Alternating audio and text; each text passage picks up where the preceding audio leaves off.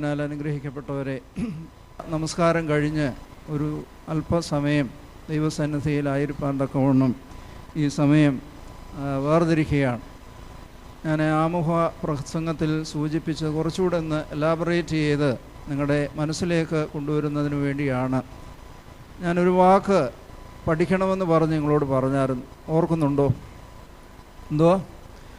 ബന്ധപ്പെട്ടു എന്നുള്ളൊരു വാക്ക്. ഉൽപ്പത്തി പുസ്തകം 18-ാം അധ്യായം 6-ാം വാക്യത്തിൽ ഈ വാക്ക് നിങ്ങൾക്ക് കാണാനായിട്ട് സാധിക്കും. അബ്രഹാം ബന്ധപ്പെട്ട് കൂടാരത്തിൽ സാറായുടെ അടുത്ത് ചെന്നു. നിങ്ങൾക്ക് ആ സംഭവമൊക്കെ അറിയാം. ഒരിക്കൽ അബ്രഹാം ഇങ്ങനെ വിശ്രമിച്ചുകൊണ്ടിരിക്കുമ്പോൾ എത്ര ദൈവദൂതന്മാർ വന്നു? 3 ദൈവദൂതന്മാർ വന്നു. അപ്പോൾ അബ്രഹാമിന് എത്ര വയസ്സുണ്ടായിരുന്നു? ആർക്കെങ്കിലും പറയാമോ? എത്ര വയസ്സുണ്ടായിരിക്കും? വേദവസം ഉള്ളവർ നോക്കിയാൽ അറിയാം. 17-ാം അധ്യായത്തിൽ പറയുന്നുണ്ട്, ആദ്യ വാക്കിൽ തന്നെ എത്ര വയസ്സുണ്ട്? 99 വയസ്സുണ്ട്, അല്ലേ? അപ്പോൾ നല്ല പ്രായത്തിലിരിക്കുമ്പോഴാണ് ഉച്ചയ്ക്ക് വെയിലൊക്കെ ആറി ഇങ്ങനെ വിശ്രമിച്ച് ഇരിക്കുമ്പോഴാണ് ആര് വരുന്നത്? ദൈവദൂതന്മാർ വരുന്നു, അല്ലേ? വേണമെങ്കിൽ നമുക്ക് ആ എൻകൗണ്ടർ ഒഴിവാക്കാമായിരുന്നു. ആരും കുറ്റം പറയത്തില്ല. കുറ്റം പറയുമോ? 99 വയസ്സ് കഴിഞ്ഞു. സാറായിക്ക് ഏതാണ്ട് അത്രയും പ്രായമുണ്ട്. അതുകൊണ്ട് ദൈവദൂതന്മാരെ മൈൻഡ് ചെയ്തില്ലെങ്കിലൊന്നും കുഴപ്പമില്ലായിരുന്നു. പക്ഷേ അബ്രഹാം എന്തുവാ ചെയ്തത്? ഓടി ചെന്ന് നിലം വരെ കുനിഞ്ഞ് അവരെ അവിടെ തടഞ്ഞു നിർത്തി, അല്ലേ?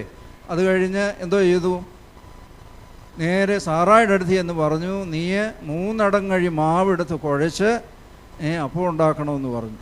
അത് കഴിഞ്ഞ് അബ്രഹാം ഓടി എരുത്തിൽ ചെന്നിട്ട് അവിടുത്തെ ഏറ്റവും നല്ല ഒരു പശുക്കിടാവിനെ കൊണ്ടുവന്ന് വേലക്കാരനോട് പറഞ്ഞു, നീ ക്ഷണത്തിൽ ഇത് പാകം ചെയ്യണമെന്ന് പറഞ്ഞു, അല്ലേ? അപ്പോൾ ഇതെല്ലാം കൂടെ നമുക്ക് റെഡി ആകണമെങ്കിൽ എത്ര സമയം എടുക്കും? കുറഞ്ഞത് ഒരു പശുവിനെ കൊന്ന് 3 അടങ്ങഴി മാവ് കുഴച്ച് അപ്പമൊക്കെ ഉണ്ടാക്കണമെങ്കിൽ കുറഞ്ഞൊരു ഇന്നത്തെ പോലെ മൈക്രോവേവനോ ഒന്നും ഇല്ലായിരുന്നു, അല്ലേ? ഉണ്ടായിരുന്നു. ഒരു 4-5 മണിക്കൂർ എടുക്കും. പക്ഷെ നമ്മൾ വായിച്ചാൽ അത് ഒരിക്കലും നമുക്ക് ഫീൽ ചെയ്യാത്ത വിധത്തിലാണ് എഴുതിയിരിക്കുന്നത്, അല്ലേ? പെട്ടെന്ന് അവൻ ഓടിച്ചെന്ന് ധൃതിയിൽ ഈ കാര്യങ്ങളൊക്കെ ചെയ്തു, അല്ലേ?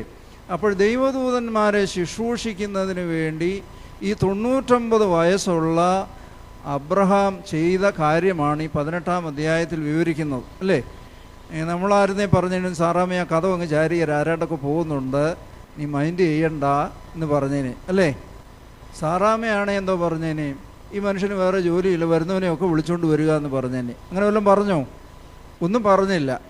യാതൊരു ആവശ്യവുമില്ലാതെ ദൈവദൂതന്മാരെ അങ്ങോട്ട് ചെന്ന് അവിടെ തടഞ്ഞു നിർത്തി അവരോട് പറഞ്ഞു, I can prepare a sumptuous meal, അല്ലേ? അല്ലെങ്കിൽ 3 അടങ്ങഴി മാവ് കുഴച്ച് ഒരു നല്ല കിടാവിനെ അറുത്ത് അത് പാകം ചെയ്ത് അതിൻ്റെ വെണ്ണയുമൊക്കെ റെഡിയാക്കി അവരെ തീറ്റി തൃപ്തിപ്പെടുത്തി, അല്ലേ? ആ അവസരത്തിൽ അബ്രഹാം എല്ലാം പറഞ്ഞോ? ഒന്നും പറഞ്ഞില്ല. പക്ഷെ ദൈവദൂതന്മാർ അങ്ങോട്ടൊന്ന് പറഞ്ഞു. എന്തോ പറഞ്ഞു? അടുത്ത വർഷം ഞങ്ങൾ ഇതുവഴി വരുമ്പോൾ നിൻ്റെ ഭാര്യ സാറായിക്ക് ഒരു മകനുണ്ടാകും, അല്ലേ? അബ്രഹാം ഒന്നും പറഞ്ഞില്ല. അപ്പോൾ 99 വയസ്സുള്ള അബ്രഹാം ഇനി ഒരു 20 വയസ്സിലാണ് കല്യാണം കഴിച്ചതെങ്കിൽ ഏതാണ്ട് ഒരു 10-60 വർഷക്കാലം അല്ലെ 70 വർഷക്കാലം പ്രാർത്ഥിച്ചുകൊണ്ടിരുന്ന ഒരു പ്രാർത്ഥനയാണ്, എനിക്കൊരു മകനെ കിട്ടണമെന്ന്. പക്ഷേ ഒരിക്കലും അവരോട് പറഞ്ഞില്ല. അറിയാതെ ദൈവദൂതന്മാരെ ശുശ്രൂഷിച്ചപ്പോൾ അബ്രഹാം ചോദിക്കാതെ തന്നെ ദൈവദൂതന്മാർ പറഞ്ഞു, നെക്സ്റ്റ് ഇയറിൽ അടുത്ത വർഷം നിങ്ങൾ വരുമ്പോൾ നീ ഒരു കുഞ്ഞിനെ കളിപ്പിച്ചുകൊണ്ടിരിക്കുന്നത് കാണാം, അതുപോലെ നിനക്കൊരു പൈതലിനെ ലഭിക്കും എന്ന് പറഞ്ഞൊരു അനുഗ്രഹം കിട്ടി. അതുമാത്രമല്ല, അവരെങ്ങോട്ട് പോകുമായിരുന്നു? പരുമലയ്ക്ക് പോകുമായിരുന്നു. എങ്ങോട്ടായിരുന്നു പോയേ? സോതോമിലേക്ക് പോകുമായിരുന്നു. അവിടെ ആരുണ്ടായിരുന്നു? അബ്രഹാമിൻ്റെ സഹോദരപുത്രനായ ലോത്തുണ്ടായിരുന്നു, അല്ലേ? അപ്പോൾ അതിനെ നശിപ്പിക്കാൻ പോവുകയാണ് എന്നും കൂടെ പറഞ്ഞു, അല്ലേ? അപ്പോൾ അബ്രഹാം വീണ്ടും ബാർഗെയിൻ ചെയ്യുകയാണ്, കർത്താവേ, അവിടെ 50 പേരുണ്ടെങ്കിൽ, നല്ല മനുഷ്യരുണ്ടെങ്കിൽ നീ നശിപ്പിക്കുവോ? ഇല്ല. 45 പേരുണ്ടെങ്കിൽ നശിപ്പിക്കുവോ? ഇല്ല. 40 പേരാണെങ്കിലോ ഇല്ല, 30, 20, 10 പേരെ എത്ര പ്രാവശ്യം മാറ്റി ചോദിച്ചു? 50, 45, 40, 30, 20, 10. ഞാൻ എത്ര പ്രാവശ്യം ചോദിച്ചു? 6 പ്രാവശ്യം ചോദിച്ചു. അപ്പോൾ ദൈവം ദേഷ്യപ്പെട്ടോ? നിങ്ങളായിരുന്നു എന്തോ പറഞ്ഞേനെ? വേറെ പണി നോക്കാൻ പള്ളി ചെന്ന് പറഞ്ഞേക്കാൻ പറഞ്ഞേനെ അല്ലേ? പക്ഷേ ദൈവദൂതന്മാർ അതെല്ലാം കേട്ടു. 10 പേരുണ്ടെങ്കിലും നശിപ്പിക്കുകയില്ലെന്ന് പറഞ്ഞു. പക്ഷേ 10 പേരെ അവിടെ കണ്ടില്ല. അവസാനം ലോത്തിനെയും കുടുംബത്തെയും അവിടെ നിന്ന് പിടിച്ചിറക്കി രക്ഷപ്പെടുത്തിയതായിട്ട് കാണുന്നുണ്ട്. അപ്പോൾ ഈ ഒരു സാധാരണ ഒരു എൻകൗണ്ടർ, വേണമെങ്കിൽ ഒഴിവാക്കാമാവുന്ന ഒരു എൻകൗണ്ടർ, അബ്രഹാം വളരെ ഇനിഷ്യേറ്റീവ് ചെയ്ത് ആ ശുശ്രൂഷ ചെയ്തപ്പോൾ അവനറിയാത്ത വിധത്തിലുള്ള വലിയൊരു അനുഗ്രഹം ആർക്ക് ലഭിച്ചു? അബ്രഹാമിന് ലഭിച്ചു. അതേസമയം നേരത്തെയും കൂടെ ബാനറൊക്കെ, ഇപ്പോൾ നമ്മുടെ കോൺഫറൻസിന് പാവാടി എൻ്റെയുടെ പടമൊക്കെ ഉണ്ടല്ലേ, ഇങ്ങനെ കോൺഫറൻസ് നടക്കുന്നു, ദൈവദൂതന്മാർ പരുമലയിൽ നിന്ന് മാന്നാത്തോട്ട് പോകുന്നു എന്ന് പറഞ്ഞാൽ വഴിനീളെ ആൾ നിന്നേനെയും അല്ലേ? ദൈവദൂതന്മാരാണെന്ന് അറിഞ്ഞായിരുന്നെങ്കിൽ അവരെ ശുശ്രൂഷിക്കാൻ ഒരുപാട് പേര് കണ്ടേനെയും. പക്ഷേ അപരിചിതരായി ക്ഷീണിച്ച് വരുന്ന ആ 3 പേരെ അബ്രഹാമിൻ്റെ സർവ്വശക്തിയും ഉപയോഗിച്ചുള്ള വലിയൊരു ഒരു വിരുന്നാണ് വഴി അല്ലേ? നമ്മളോട് ചിലർ വഴി ചോദിച്ചാൽ ചിലർ വഴിഞ്ഞാൽ നമ്മളെ തെറ്റിച്ച് കളയും അല്ലേ? ചിലരോട് സംസാരിക്കാൻ നമുക്ക് തോന്നുകയില്ല, ഒരിക്കലും ഒരു സത്യം പറയത്തില്ല അല്ലേ? കുട വെക്കുന്നിടത്ത് വടി വെക്കുകയില്ല. ബാങ്കിൽ പോവുകയാണെങ്കിൽ പോസ്റ്റ് ഓഫീസിൽ പോവാന്ന് പറയും അല്ലേ? അങ്ങനെയുള്ള ആൾക്കാരുണ്ട്. പക്ഷേ ഇവിടെ even though he can avoid that situation, he took the initiative. അവൻ ആ ശ്രദ്ധയെടുത്ത് അത്രയും വലിയ ഒരു വിരുന്ന് ദൈവദൂതന്മാർക്ക് കൊടുത്തപ്പോൾ അവനറിയാത്ത വലിയൊരു അനുഗ്രഹം അവിടുന്ന് ലഭിച്ചു. അപ്പം ഞാൻ പറയാൻ വന്നത്, അബ്രഹാം ആ ഇനിഷ്യേറ്റീവ് എടുത്തതിനെയൊക്കെ സൂചിപ്പിക്കുന്ന ഒരു പദമാണ്. ഇത് പല വിധത്തിൽ ആവർത്തിക്കുന്നുണ്ട്. അവൻ ബന്ധപ്പെട്ട് അവരെ ശുശ്രൂഷിച്ചു അല്ലേ? നമ്മളും ചില കാര്യങ്ങളൊക്കെ ചെയ്യുമ്പോൾ we take than effort and initiative അല്ലേ? ഞായറാഴ്ച പള്ളിയിൽ പോകണമെങ്കിൽ രാവിലെ എണ്ണീച്ച് കിട്ടുന്ന സമയത്ത് പോകുമല്ലോ. We take an initiative. എനിക്ക് നാളെ പള്ളിയിൽ പോകണം, അതുകൊണ്ട് വൈകിട്ട് വാട്സപ്പ് ഒന്നും നോക്കുന്നില്ല അല്ലേ? വാട്സപ്പിൻ്റെ ക്ലിങ് എന്നുള്ള ശബ്ദം കേൾക്കുമ്പോൾ രാത്രി എണ്ണിച്ച് നോക്കുന്നവർ എത്ര പേരുണ്ട്? കൈയൊന്ന് വെക്കാവോ? ഉറക്കം വരികയില്ല, ശബ്ദം കേൾക്കുമ്പോഴൊക്കെ എണ്ണിച്ച് നോക്കും. രാത്രിയിൽ അങ്ങനെയുള്ളതൊന്നും പാടില്ല. വെബ്സൈറ്റിൽ എവിടെയൊക്കെയാണ് നിങ്ങൾ പോകുന്നത് നിങ്ങൾ വിചാരിക്കും നിങ്ങളങ്ങ് ഡിലീറ്റ് ചെയ്തെന്ന്. You can delete it. Once you enter that is registered അല്ലേ? അപ്പോൾ യു ടേക്ക് ആൻ എഫേർട്ട്. നാളെ എനിക്ക് ദൈവസന്നിധിയിൽ ശുശ്രൂഷിക്കുവാനായിട്ട് പോകുന്നുണ്ട്, അതുകൊണ്ട് എൻ്റെ ശരീരവും മനസ്സും ഒക്കെ വിശുദ്ധമായി സൂക്ഷിക്കണം എന്ന് കരുതാനായിട്ട് സാധിക്കണം. രണ്ടാമത് ഒരുപാട് വാക്കുകളുണ്ടെങ്കിലും ഞാൻ പുതിയ നിയമത്തിലേക്ക് പ്രവേശിക്കുകയാണ്. പുതിയ നിയമത്തിൽ ആദ്യം കാണുന്നത് 1-ാം അധ്യായം, ലൂക്കോസിൻ്റെ സുവിശേഷം 1-ാം അധ്യായം 39-ാമത്തെ വാക്യത്തിൽ ഇങ്ങനെ കാണുന്നുണ്ട്. എന്തുവാ പറയുന്നത്? ആ നാളിൽ മറിയ എഴുന്നേറ്റ് യഹൂദ പട്ടണത്തിൽ ബന്ധപ്പെട്ട് ചെന്നു അല്ലേ? മറിയാമിന് അവിടെ ചെല്ലേണ്ട കാര്യമൊന്നുമില്ല അല്ലേ? പക്ഷേ ഏലിശുബായ പ്രായമുള്ളൊരു സ്ത്രീയായിരുന്നു. എത്ര വയസ്സുണ്ടായിരുന്നു? ഏതായാലും 70-ന് മേലുണ്ടായിരുന്നല്ലേ? 80-നോട് അടുത്തൊരു പ്രായമായ എലിശുബായ ഒരു കുഞ്ഞുണ്ടാകുന്നതിനുള്ള കാര്യങ്ങളൊക്കെ ഉണ്ടായി. അവരിങ്ങനെ നാണം കുണുങ്ങിയായിട്ടിരിക്കുന്ന സമയത്താണ് മലനാട്ടിൽ ബന്ധപ്പെട്ട് മറിയാം ഓടിച്ചെന്നത് അല്ലേ? ശുശ്രൂഷിക്കാനായിട്ട് പോയതാണ്. അങ്ങനെയുള്ള മറിയാമിൻ്റെ ആ ഒരു എഫേർട്ടിലാണ്. മറിയാമിനെ ആദ്യം കണ്ടപ്പോൾ ഏലിശുബ എന്തോ പറഞ്ഞേ? ഹായ് മറിയാം എന്ന് പറഞ്ഞ് ഷെയ്ക്കാൻ ചെയ്യുമായിരുന്നോ? എന്തോ പറഞ്ഞേ? എൻ്റെ കർത്താവിൻ്റെ അമ്മ എൻ്റെ അടുക്കൽ വരും. 13 വയസ്സുള്ള പെങ്കൊച്ചു വന്നപ്പോൾ 80 വയസ്സുകാരി വല്യമ്മ പറയുകയാണ്, എൻ്റെ കർത്താവിൻ്റെ അമ്മ എൻ്റെ അടുക്കൽ വരുവാനുള്ള, അതാണ് ആദ്യമായിട്ട് പബ്ലിക്കായിട്ടൊന്ന് ഡിക്ലെയർ ചെയ്യുന്നത് അല്ലേ? അതിൻ്റെ കാരണം എന്തുവാ? ഉദരത്തിൽ കിടക്കുന്ന യോഹന്നാന് പറഞ്ഞു, അമ്മേ ഈ വരുന്നത് ചെറിയ പുള്ളിയൊന്നുമല്ല, 13 വയസ്സേ ഉള്ളെങ്കിലും ലോകത്തിൻ്റെ രക്ഷകനാണ് വരുന്നതെന്ന് പറഞ്ഞു അല്ലേ? അപ്പോൾ മറിയാം ബന്ധപ്പെട്ട് മലനാട്ടിൽ ചെന്ന് 6 മാസത്തോളം അവിടെ ശുശ്രൂഷിച്ചു. ആ ശുശ്രൂഷിച്ചപ്പോൾ തന്നെ ലോകത്തോട് പറഞ്ഞു, ഇത് ദൈവത്തിൻ്റെ മാതാവാണ് അല്ലേ? അപ്പോൾ here also Mary took an effort and initiative അല്ലേ? വേണമെങ്കിൽ മറിയാമിനും ഒതുങ്ങിയിരിക്കായിരുന്നു. അവിടെ എന്തെങ്കിലും നടക്കട്ടെ അല്ലേ. പഴയ കാലത്ത് ഒരു ശബ്ദം ഒരിടത്ത് കേട്ട് കഴിഞ്ഞാൽ പിള്ളേരെല്ലാം ഓടിച്ചെല്ലും, അവിടെ എന്തുവാണ്, അവിടുത്തെ കരച്ചിൽ കേൾക്കുന്നത് എന്താണ് എന്ന് നോക്കുമായിരുന്നു അല്ലേ. ഇപ്പോഴേ ഒരിടത്ത് കരച്ചിൽ കേട്ടാൽ എന്തുവാ, കർട്ടനിൽ കൂടെ നോക്കി വെച്ച് വീണ്ടും നമ്മൾ കമ്പ്യൂട്ടറിനകത്തിരിക്കും അല്ലേ. ഇങ്ങനെ ഫയർ ചെയ്യുക, ടി വി കാണും. അവരുടെ ദുഃഖം നമ്മുടെ ദുഃഖമല്ല. മറ്റുള്ളവരെ സഹായിക്കുക എന്ന് പറഞ്ഞ് നമുക്ക് വലിയ പ്രയാസമുള്ള കാര്യമാണ്, ആണോ? പക്ഷേ ഇവിടെ 13 വയസ്സുള്ള മറിയാം ബന്ധപ്പെട്ട് അവിടെ ചെന്നു, അവിടെ ശുശ്രൂഷിക്കുകയാണ് അല്ലേ. അപ്പോഴാണ് എൻ്റെ കർത്താവിൻ്റെ അമ്മ എൻ്റെ അടുക്കൽ വരുവാനുള്ള ഭാഗ്യം എനിക്ക് എവിടെ നിന്ന് വന്നു എന്ന് പറയുന്നത്. 2-ാമത്തെ അധ്യായത്തിൽ ആ ലൂക്കോസിൻ്റെ സുവിശേഷത്തിൽ തന്നെ വീണ്ടും ആ വാക്ക് വരുന്നുണ്ട്. 2-ാം അധ്യായം 15-ാം വാക്യം, 15 അല്ല 16,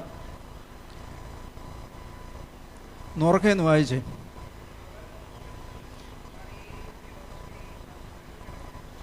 അവർ ബന്ധപ്പെട്ട് ചെന്നു. ആരാണ്? ആട്ടിടയന്മാർക്ക് രാത്രിയിൽ ഇങ്ങനെ ഒരു അറിയിപ്പ് കിട്ടി അല്ലേ. അത്യുന്നതങ്ങളിൽ ദൈവത്തിന് മഹത്വം അല്ലേ, സർവ്വലോകത്തിനും ഉണ്ടാകാനുള്ള മഹാസന്തോഷം അറിയിക്കും. നമ്മളായിരുന്നേ പുതപ്പിനകത്ത് ചുരുണ്ടുകൂടി ഇന്ന് രാവിലെ ടി വി കാണാം അല്ലെ, രാവിലെ പത്രത്തിൽ കണ്ട് മനസ്സിലാക്കിക്കൊള്ളാം എന്ന് പറയും. പക്ഷെ അവർ ആ രാത്രിയിൽ തന്നെ ദേ took the initiative and effort അല്ലേ, വളരെ ബന്ധപ്പെട്ട്. അതുകൊണ്ടാണ് സുവിശേഷൻ ആ വാക്ക് ഉപയോഗിച്ചത്. എന്തുവാ, അവർ ബന്ധപ്പെട്ട് അവിടെ ചെന്ന് ശിശുവിനെയും പൈതലിനെയും കണ്ട് പൊന്ന്, മൂര്, കുന്തിരിക്കം അവിടെ സമർപ്പിച്ചു. അവരെ ഇന്നും ഓർക്കുക. 2000 വർഷം കഴിഞ്ഞിട്ടും ആട്ടിടയന്മാരെ ഓർക്കുന്നുണ്ടല്ലേ. നമ്മൾ ടാബ്ലോ ഒക്കെ കാണിക്കുമ്പോൾ ആട്ടിടയന്മാരെ കാണിക്കും അല്ലേ. അവരവിടെ കിടന്ന് ഉറങ്ങിയായിരുന്നെങ്കിലോ അല്ലേ. പെസഹായിക്കും ക്രിസ്മസിനും ഒക്കെ വീട്ടിൽ വിളിക്കും, ഇടാ മോനെ 2 മണിക്ക് പള്ളിയിൽ പോകണമെന്ന് പറയുമ്പോഴത്തേക്ക് പുതപ്പിനകത്ത് കിടന്നൊന്ന് ചുരുളും അല്ലേ. പോവോ? രാവിലെ എണ്ണിക്കാൻ തോന്നുമോ? രാത്രി 1 മണി 2 മണി വരെ വാട്സപ്പിൽ ഇവിടെ ഇങ്ങനെ കറങ്ങി വെച്ച് രാവിലെ എണ്ണിക്കുമ്പോഴത്തേക്ക് വലിയ ക്ഷീണമാണ് അല്ലേ. അങ്ങനെയാണോ? ഇവിടെ ആട്ടിടയന്മാർ അവർ ബന്ധപ്പെട്ട് ദൈവസന്നിധിയിലേക്ക് ചെല്ലുവാനായിട്ട് അവർ ശ്രമിച്ചു. അതുകൊണ്ട് അവരിന്നും ഓർക്കപ്പെടുകയാണ്. So that they took the initiative and effort to cater that need അല്ലേ. ആ പുൽക്കൂട്ടിൽ ജനിച്ച ശിശുവിനെ കാണാൻ അതൊരു വലിയ മഹാഭാഗ്യമാണ്. കിഴക്ക് നിന്ന് വിദ്വാൻമാർ വന്നതുപോലെ തന്നെ ഉള്ളൊരു വലിയൊരു ഭാഗ്യമാണ് സർവ്വലോകത്തിൻ്റെയും രക്ഷകനെ കാണാനുള്ളൊരു ഭാഗ്യം ലഭിച്ചത്. ഞാൻ അവസാന ഭാഗത്തേക്ക് വരികയാണ്. ലൂക്കോസിൻ്റെ സുവിശേഷത്തിൽ തന്നെ 19-ാം അധ്യായത്തിൽ വീണ്ടും അങ്ങനെയുള്ള ഒരു വാക്ക് കാണുന്നുണ്ട്. 6-ാമത്തെ വാക്യം, ലൂക്കോസിൻ്റെ സുവിശേഷം 19-ാം അധ്യായം നിറച്ച് വായിച്ചേ. അവൻ ബന്ധപ്പെട്ട് ഇറങ്ങി വന്ന് സന്തോഷത്തോടെ അവനെ സ്വീകരിച്ചു. ആരുടെ കാര്യമാണ്? സക്കായി അല്ലേ. സക്കായിക്കൊരു വലിയൊരു ആഗ്രഹം, കർത്താവിനെ ഒന്ന് കാണണം. കർത്താവ് ഇവിടുന്ന് പരുമലയിൽ നിന്ന് മാവേലിക്കരയ്ക്ക് പോവുകയാണ്. ഇവിടുത്തെ വലിയ ബാങ്കിൻ്റെ വലിയ ഓണറാണ്, ചുമതലക്കാരനായിരുന്നു സക്കായി അല്ലേ. അപ്പോൾ സക്കായിയുടെ മനസ്സിലൊരു ആഗ്രഹം എന്തോ ആണ്, കർത്താവിനെ ഒന്ന് കാണണം.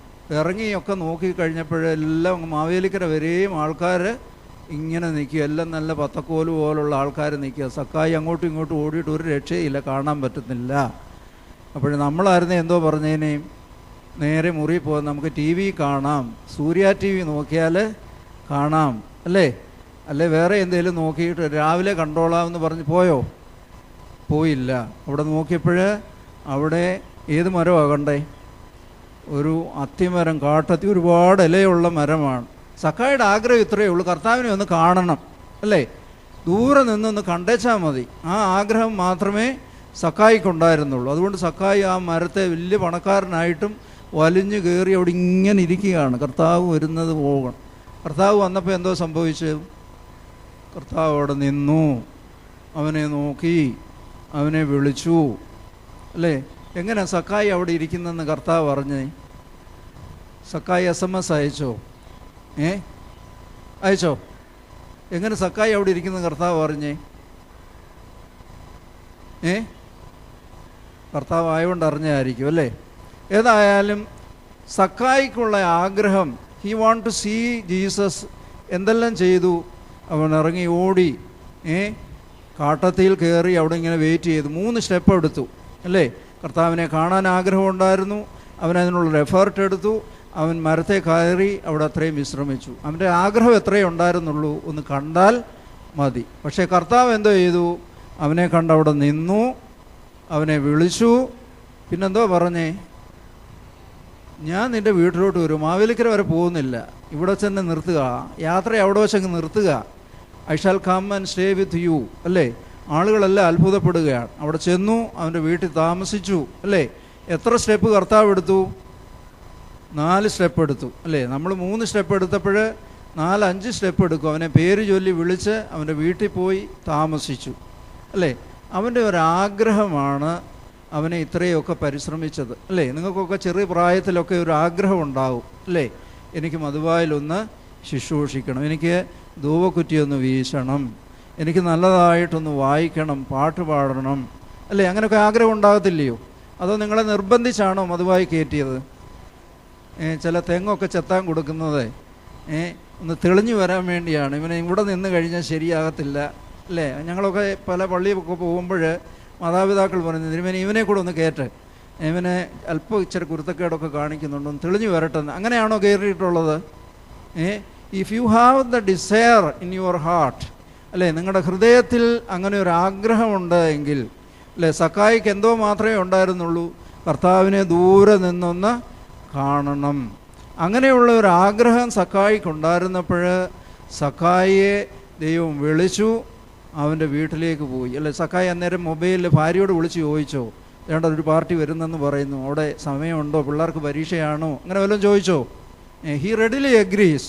അവർ രണ്ടുപേരും പോയി. അവിടെ ചെന്നപ്പോഴെന്തോ സംഭവിച്ചത്? അവൻ്റെ വസ്തുവകൾ പകുതി ദരിദ്രർക്ക് കൊടുക്കാം, അന്യായമായി എടുത്തതിൻ്റെ 4 മടങ്ങ്. പിന്നെ സക്കായുടെ വല്ലതും കാണുമോ? കർത്താവ് വന്ന് കയറി കഴിഞ്ഞാൽ നമ്മൾ ദരിദ്രരാകും. പക്ഷെ സക്കായിക്ക് സന്തോഷമായിരുന്നു, അല്ലേ? ഇന്ന് ഈ വീടിന് രക്ഷയുണ്ടായി, അല്ലേ? It all starts from a desire, അല്ലേ? ഒരു ചെറിയ ആഗ്രഹമാണ് കർത്താവിനെ ഒന്ന് കാണണം. ഞാൻ നിങ്ങളോട് ചോദിക്കുക, നിങ്ങളിൽ എത്ര പേർക്കുണ്ട് കർത്താവിനെ ഒന്ന് കാണണമെന്ന് ആഗ്രഹമുള്ളവരൊന്ന് കൈപൊക്കാവോ? കണ്ടിട്ടുള്ളവരൊന്ന് കൈപൊക്കിക്കേ. ഒരു കൈയുമില്ല, അല്ലേ? അപ്പോൾ ഇന്ന് കിടക്കുന്നതിന് മുമ്പ് ഒന്ന് പ്രാർത്ഥിച്ചേച്ച് കിടക്കും, കർത്താവ് എനിക്ക് നിന്നെ ഒന്ന് കാണണം, ഞാൻ ഇത്രയും കാലം മധുവായിലൊക്കെ ശുശ്രൂഷിക്കുന്നുണ്ടല്ലോ, അല്ലേ? ഗീവർഗീസ് ദിദിയം ബാവായും പാമ്പാടി തിരുമേനിയും ഒക്കെ നമസ്കാരം നടത്തുമ്പോൾ ചെമ്മാച്ചന്മാരോട് പറയും, ഇടോ കേട്ടോ, ആ പാട്ട് കേട്ടോ, മലാഹമാർ വന്ന് പാടുകയാണ്, അല്ലേ? അവർക്ക് ആ ശബ്ദമൊക്കെ കേൾക്കാനുള്ളൊരു കഴിവുണ്ടായിരുന്നു. പാമ്പാടി തിരുമേനിയുടെ കൂടെ ഒരു പട്ടി ഉണ്ടായിരുന്നു. അവൾ പ്രസവിച്ച് കിടക്കുന്ന സമയത്ത് തിരുമേനി പറഞ്ഞു, ഇടീ നിൻ്റെ കുഞ്ഞുങ്ങൾ എന്ത് ചെയ്യേ? പട്ടി അത് കടിച്ചെടുത്തുകൊണ്ട് കുഞ്ഞിനെ കൊണ്ടുവന്ന് തിരുമേയുടെ മടി വെച്ചു.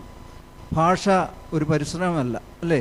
പ്രസവിച്ച് കിടക്കുന്ന പട്ടിയുടെ അടുത്ത് മനുഷ്യൻ ചെന്നാൽ കടിക്കും. പക്ഷേ തിരുമേനി പറഞ്ഞപ്പോൾ പട്ടിക്ക് മനസ്സിലായി, അത് തിരുമേനിയുടെ കൈ കൊണ്ടുവന്നു, അല്ലേ?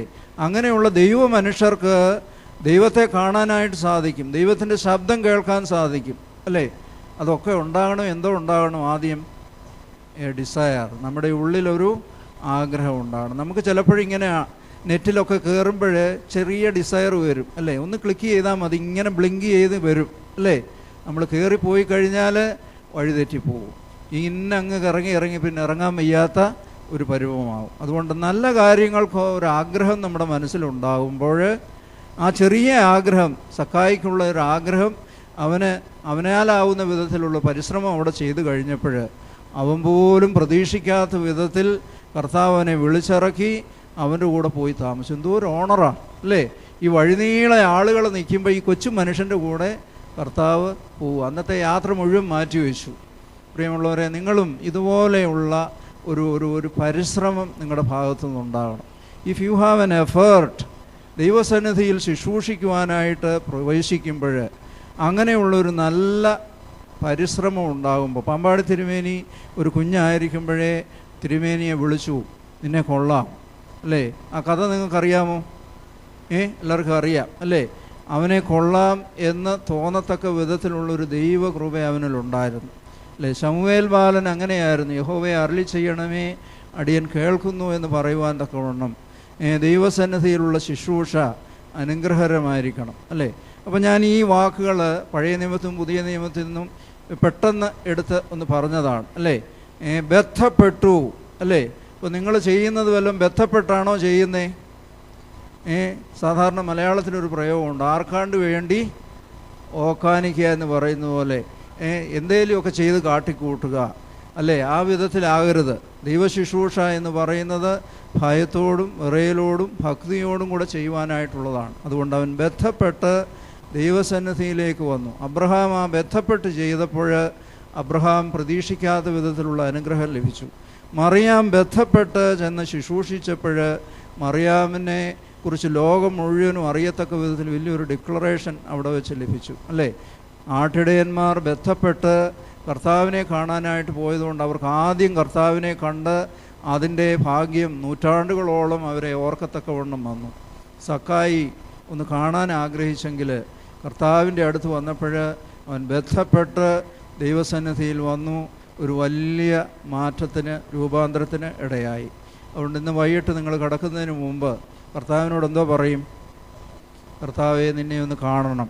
നാളെ കുർബാന അനുഭവിക്കുന്നതിന് മുമ്പ് ഞങ്ങളുടെ ഹൃദയത്തിൽ ദൈവം രൂപപ്പെടണം.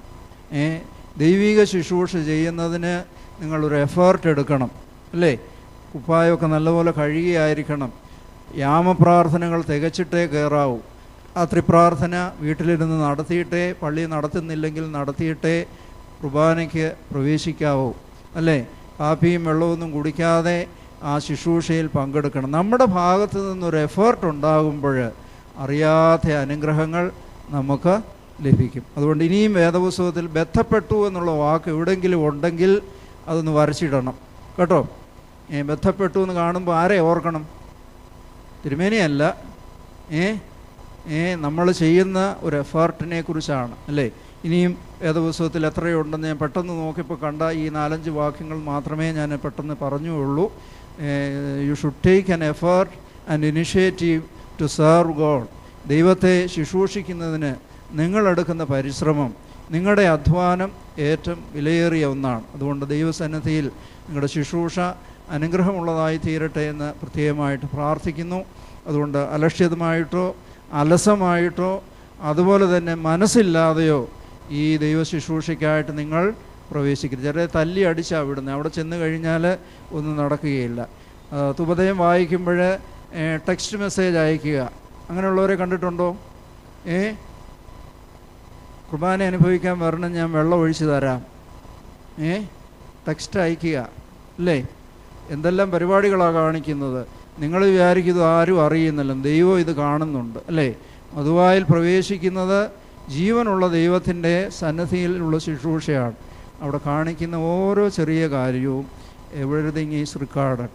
There is no retake in your life, അല്ലേ? നടന്മാരോട് പറയും, ഒന്നുകൂടെ അഭിനയിക്കാൻ പറയും. നമുക്ക് പറ്റുമോ? ഓരോ മോമെൻറ്റും വളരെ പ്രധാനപ്പെട്ടതാണ്. That never repeat.